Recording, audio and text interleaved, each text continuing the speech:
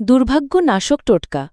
জীবনে অনেক সময় এমন হয়, কাজ করতে গেলেই বাধা আসে, টাকা আস্তে আস্তে আটকে যায়, কিংবা সংসারে শান্তি থাকে না।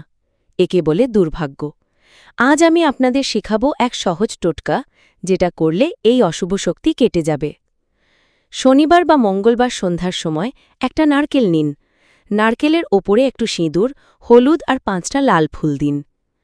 এবার সেটা মাথার ওপর দিয়ে 3বার ঘুরিয়ে নিন আর মনে মনে বলুন, যা খারাপ শক্তি, যা বাধা, সব দূর হোক। তারপর নারকেলটা যে কোনো প্রবাহিত পানিতে, যেমন নদী বা খালে, ভাসিয়ে দিন।